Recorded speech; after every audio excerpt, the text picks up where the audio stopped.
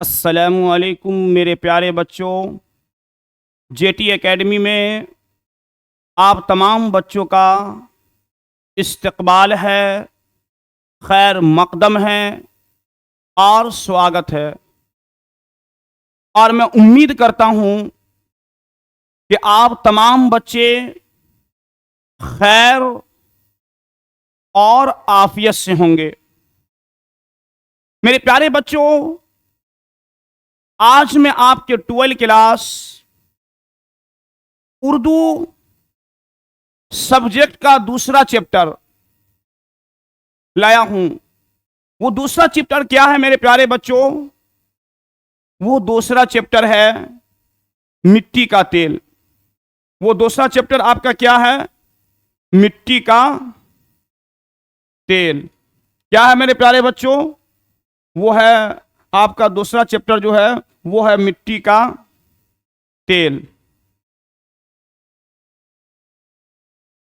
तो मिट्टी का तेल सुनकर ना हमें घबराना है, ना परेशान होने की जरूरत है, बल्कि मेरे प्यारे बच्चों ये चैप्टर बहुत ही मजेदार और बहुत ही अहम चैप्टर है।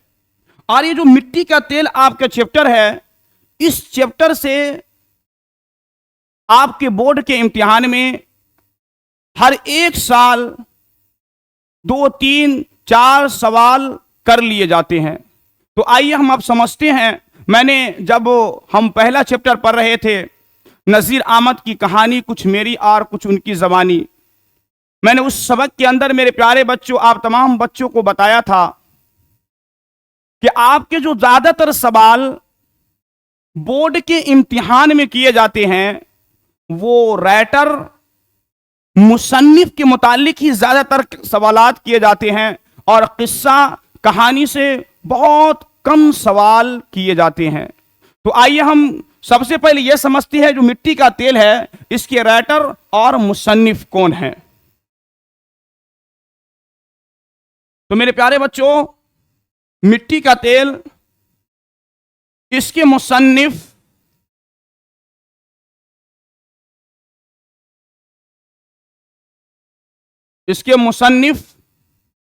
ख्वाजा हसन निज़ामी है। कौन है मेरे प्यारे बच्चे इसके मुसन्निफ?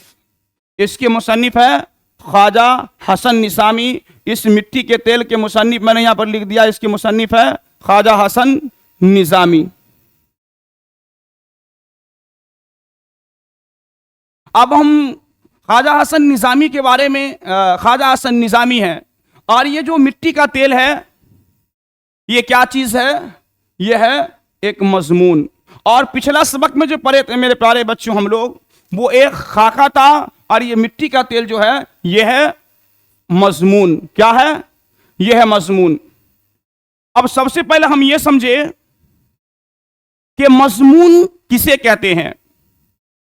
मेरे प्यारे बच्चों, मजमून की 4 किस्म है।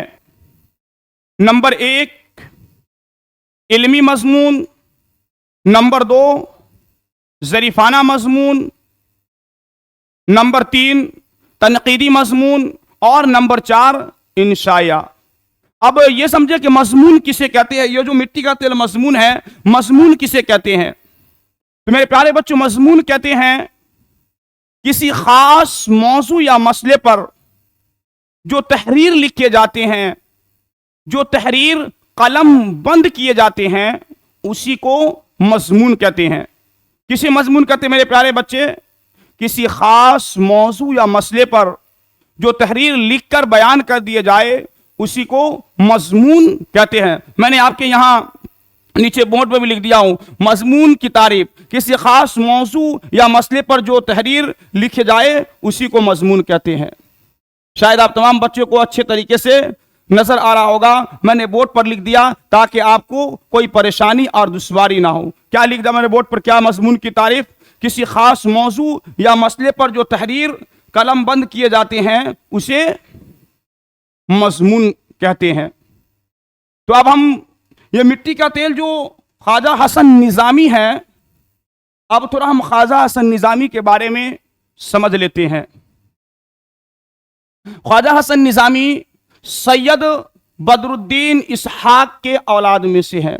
ये जो ख्वाजा हसन निज़ामी मिट्टी के तेल के मुसन्निफ है, वो हजरत सैयद बदरुद्दीन इसहाक के औलाद में से है। ख्वाजा हसन निज़ामी की पैदाइश 1878 हजरत निज़ामुद्दीन औलिया दिल्ली में हुई। तो ख्वाजा हसन निज़ामी की पैदाइश मेरे प्यारे बच्चों 1878 में कहाँ हुई? हजरत निज़ामुद्दीन औलिया दिल्ली में ख्वाजा हसन निज़ामी की पैदाइश हुई। आगे चलते हैं। वालिदैन, यानी वालिदैन ने ख्वाजा हसन निज़ामी का क्या नाम रखा? तो इनके जो माता पिता यानी माँ और बाप थे, उन्होंने उनका नाम कासिम अली रखा। क्या रखा मेरे प्यारे बच्चों?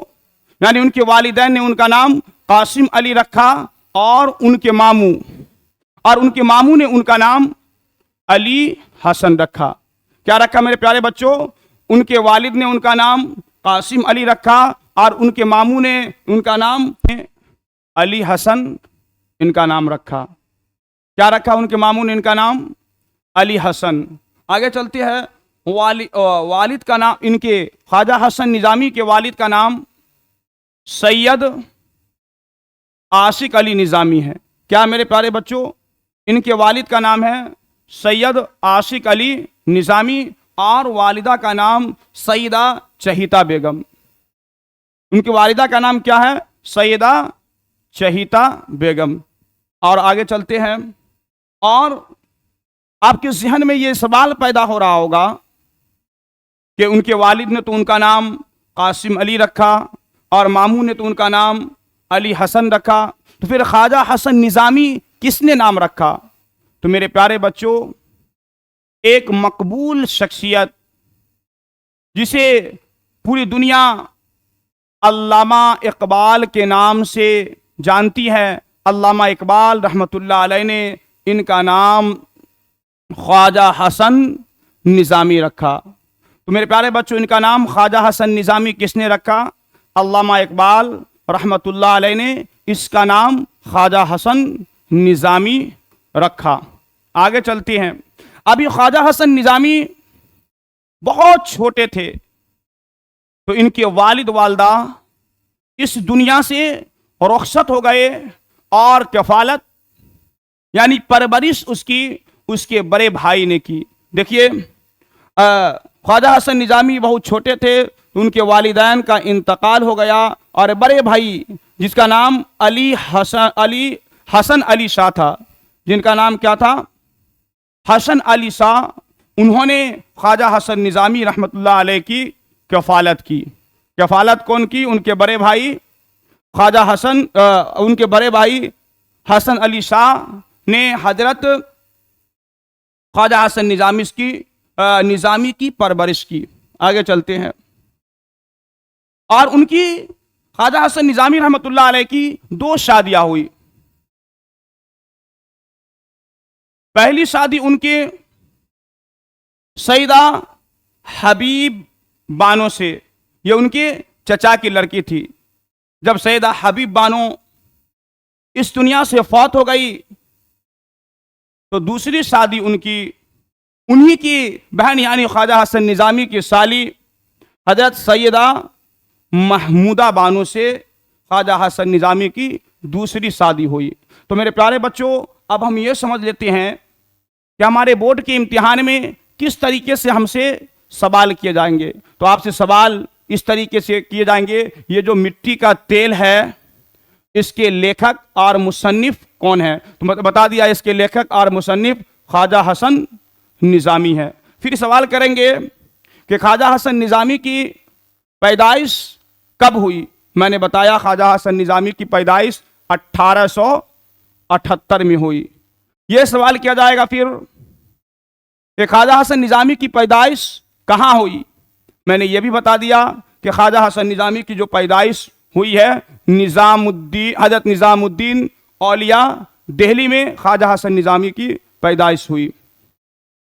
तो मेरे प्यारे बच्चे, और अभी ख्वाजा हसन निज़ामी पूछेंगे उनके वालिदैन ने उनका क्या नाम रखा, तो उनके वालिदैन ने उनका नाम कासिम अली रखा। फिर इस तरह भी सवाल किए जाएंगे उनके मामू ने उनका क्या नाम रखा, तो मैंने ये बता दिया उनके मामू ने उनका नाम अली हसन रखा। ख्वाजा हसन निज़ामी की कफ़ालत किसने की, तो ख्वाजा हसन निज़ामी की कफ़ालत उनके बड़े भाई हसन अली शाह ने ख्वाजा हसन निज़ामी की परवरिश की। और ख्वाजा हसन निज़ामी की कितनी शादियाँ हुई, 2 शादी हुई उनके चचा की लड़की से। पहली शादी सईदा हबीब बानो से और दूसरी शादी सईदा महमूदा बानो से उसकी दूसरी शादी हुई। अब आगे चलते हैं मेरे प्यारे बच्चों। सैयदा ख्वाजा हसन निज़ामी और वो मुख्तलिफ हिंदू तीर्थ स्थानों की यात्रा की और हिंदू साधुओं से फ़लसफ़ा और वेदांत सीखी। यानी ख्वाजा हसन निज़ामी रहमतुल्लाह अलैह वो मुख्तलिफ तीर्थ स्थानों की यात्रा की और हिंदू साधुओं से उन्होंने फ़लसफ़ा और वेदांत सीखी। आपके इम्तिहान में इस तरह सवाल किए जाएंगे कि ख्वाजा हसन निज़ामी रहमतुल्लाह अलैह ने फ़लसफ़ा और वेदांत किससे सीखी, तो फ़लसफ़ा और वेदांत ख्वाजा हसन निज़ामी हिंदू साधुओं से सीखे। चलिए आगे चलते हैं। और उन्होंने 200 से ज़्यादा किताबें लिखे हैं। कितनी किताब लिखी ख्वाजा हसन निज़ामी, 200 से ज़्यादा ख्वाजा हसन निज़ामी ने किताबें लिखे हैं। और उनकी तसनीफ़ यानी उन्होंने जो किताब लिखे हैं, आपके इम्तिहान में पूछ लेंगे ख्वाजा हसन निज़ामी ने कौन कौन से किताब लिखे हैं, तो उनकी किताब रोज़ नामचे, कलमी चेहरे, फिर से पाराए दिल और एक निज़ामे बंसरी। ये जो निज़ामे बंसरी है मेरे प्यारे बच्चों, ये हजरत निज़ामुद्दीन औलिया रहमतुल्लाह अलैह के बारे में हजरत ख्वाजा हसन निज़ामी ने निज़ामे बंसरी लिखे हैं। और ख्वाजा हसन निज़ामी रहमतुल्लाह अलैह देखिए कितनी दूर के सोचते थे। यानी वो अपने इंतकाल के 50 साल पहले उन्होंने अपनी कब्र खुदवा ली थी, अपनी कब्र को बनवा ली थी। ख्वाजा हसन यानी इंतकाल से 50 साल पहले तैयार कर ली थी कब्र।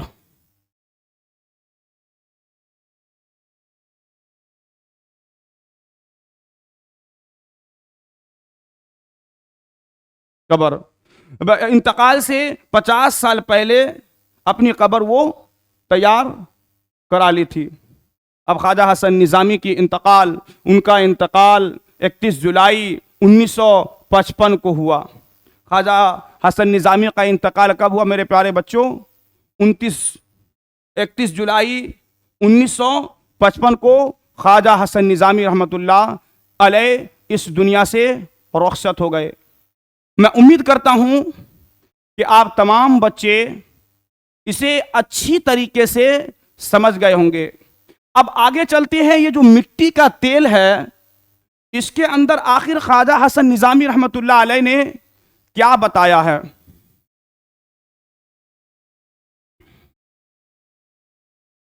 इसके अंदर मेरे अजीज बच्चों, ख्वाजा हसन निज़ामी रहमतुल्लाह अलैह ने बताया है कि इस दुनिया के अंदर अल्लाह तबारक व ताला ने जितने भी चीज़ को पैदा किया है, कोई भी चीज़ हकीर, जलील और बेकार नहीं है। अल्लाह ताला ने इस दुनिया के अंदर चार उन्सुर पैदा किए हैं। उन्सुर कहते हैं असल और जड़ को। तो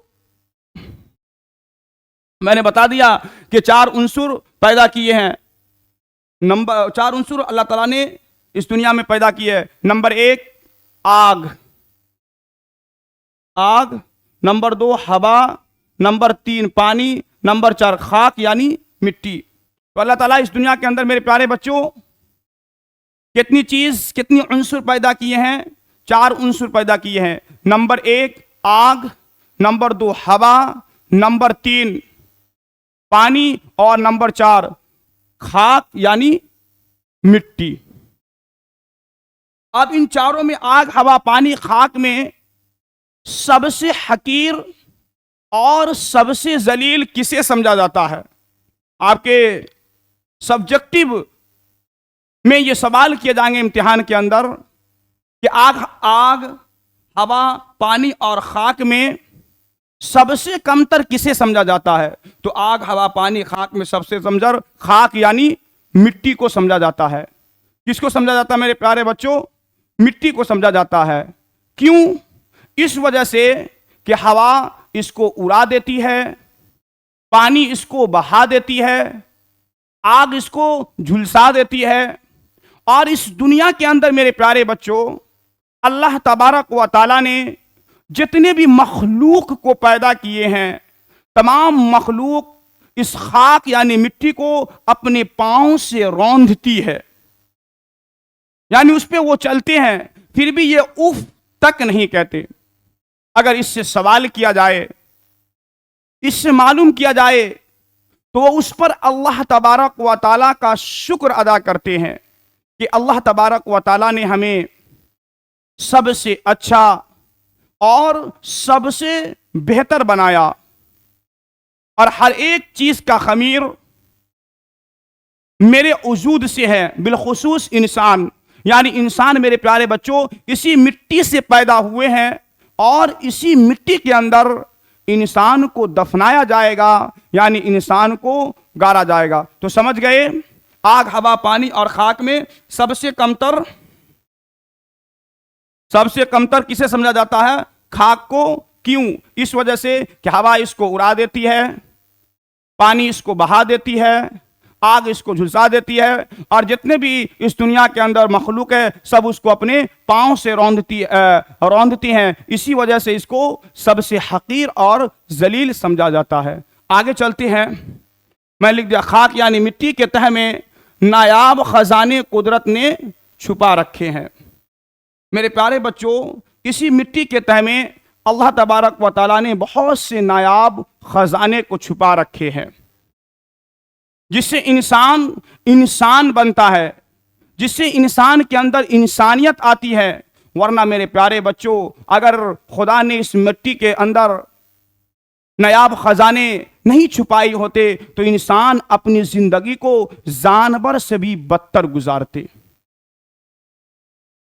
मेरे प्यारे बच्चों, वो नायाब खजाने क्या क्या है? सोना, चांदी, हीरे, जवाहरात वगैरह वगैरह, जो जमीन के तह में अल्लाह तबारक व तआला ने छुपा रखे हैं। मेरे प्यारे बच्चों, उसी जमीन के एक टुकड़ा में एक चिकना और बदबूदार पानी है, जिसको कहते हैं मिट्टी का तेल। अब आ गए मिट्टी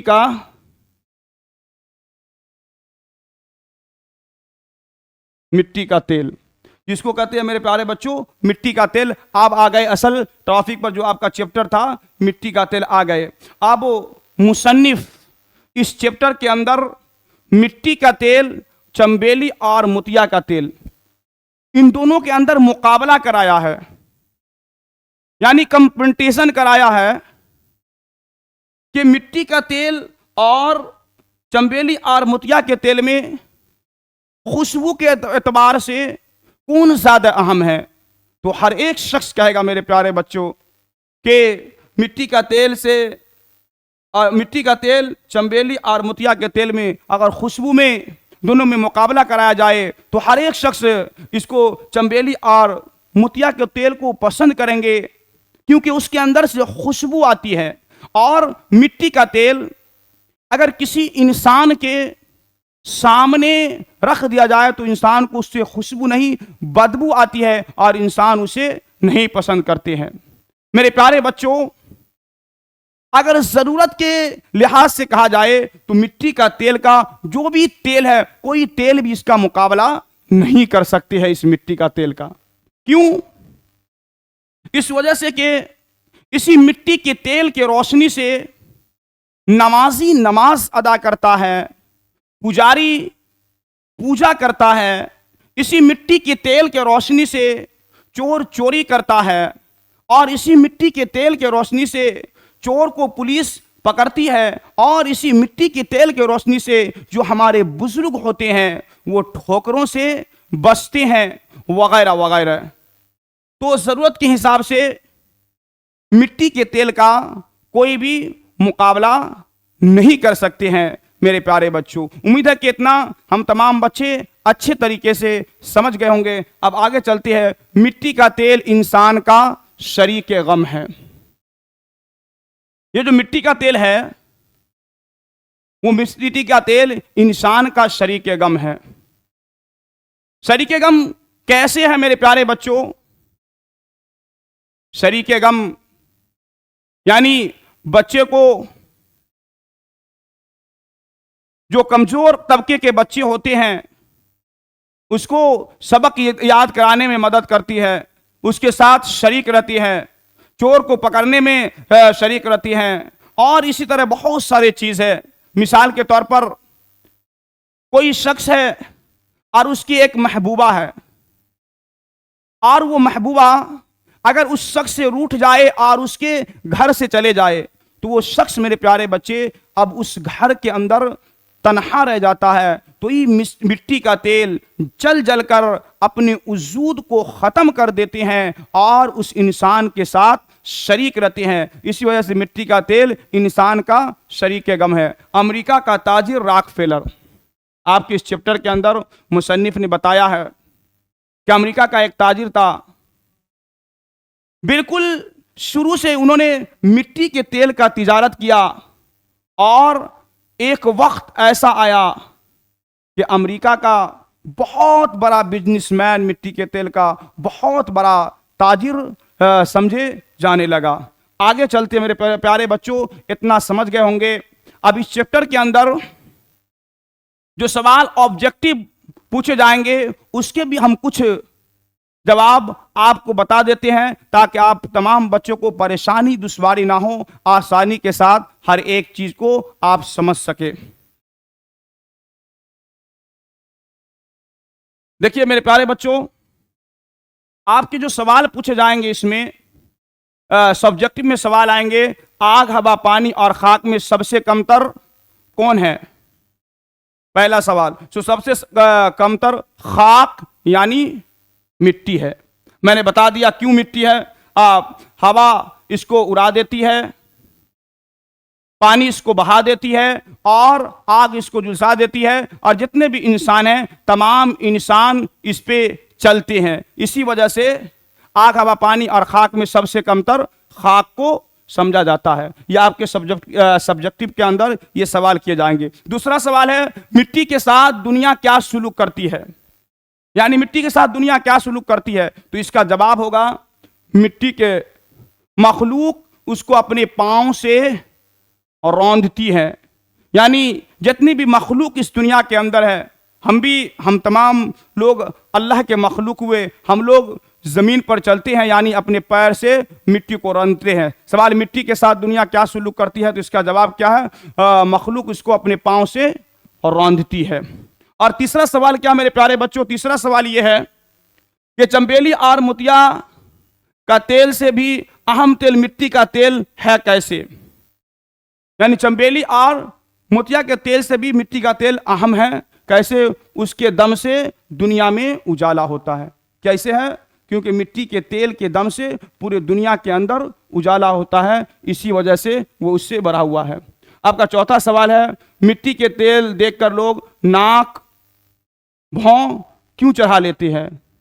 मिट्टी को तेल देखकर लोग नाक को क्यों बंद कर लेते हैं? उसके बदबू की वजह से। यह आपका जवाब हो गया, उसके बदबू की वजह से। आगे चलते हैं। मिट्टी का तेल तमाम तेलों से क्यों बढ़ चढ़ कर है? मिट्टी का तेल तमाम तेलों से क्यों बढ़ चढ़ कर है? जरूरत और अफादियत के हिसाब से। यानी मिट्टी की तेल की जरूरत हर इंसान को पड़ती है और इससे बहुत सारे फायदा होते हैं। इसी वजह से मिट्टी का तेल तमाम तेलों से बढ़ चढ़ कर है। क्यों? जरूरत और अफादियत के लिहाज से, अफादियत के एतबार से। आगे चलते हैं। मिट्टी का तेल बिल्कुल बेगर्ज और बेताल्लुक कैसे है? मिट्टी का तेल बेगर्ज और बेताल्लुक कैसे है? बहुत ही अहम सवाल है। अपनी सुलह और पॉलिसी की वजह से ये बेगर्ज और बेताल्लुक है। कैसे मेरे प्यारे बच्चों, क्योंकि इंसान जब इस मिट्टी के तेल के रोशनी में, कोई इंसान दारू पीता है, कोई इंसान चोरी करता है, कोई इंसान इसी मिट्टी के तेल के रोशनी में गलत काम करता है, लेकिन ये मिट्टी का तेल सिर्फ इसको रोशनी दिखाने का काम करते हैं। इसके साथ अगर कोई इसके सामने बुराई करता है तो वो उसका इंतकाम नहीं लेते हैं, यानी उसकी बुराई का वो जवाब बुराई से नहीं देते हैं, बल्कि उसका बुराई का जवाब मेरे प्यारे बच्चों वो उसको अच्छाई से देते हैं। इसलिए मेरे प्यारे बच्चों, इसी तरीके से इंसान अगर अच्छाई का जवाब अच्छाई से देने लगे और अच्छाई का जवाब अच्छाई से देने लगे तो इस दुनिया के अंदर का निज़ाम, इस कायनात के अंदर का निज़ाम अल्लाह तबारक व ताला मेरे प्यारे बच्चों बेहतर बना देंगे। इसीलिए मैं आप तमाम बच्चों से गुजारिश करता हूँ, आग्रह करता हूँ कि आप तमाम बच्चे, उम्मीद है कि इस चैप्टर को अच्छी तरीके से समझ गए होंगे। अगर कोई बात आपको समझ में नहीं आई तो आप तमाम बच्चों से गुजारिश है कि आप कमेंट करके बताएं कि हमें ये बात समझ में नहीं आई, इंशाअल्लाह उसे आपको और अच्छी तरीके से समझाया जाएगा। और आखिर में आप तमाम बच्चों से गुजारिश करता हूँ कि हमारे जो जेटी एकेडमी है इसको लाइक करें, सब्सक्राइब करें, कमेंट करें और शेयर करें, और हमारे जेटी एकेडमी की जितने भी टीम हैं उसका साथ दे। इंशाअल्लाह हम तमाम लोग मेहनत और लगन के साथ पढ़ाएंगे। आज के लिए इतना ही, इंशाअल्लाह फिर अब अगले वीडियो में आप तमाम बच्चों से मिलते हैं।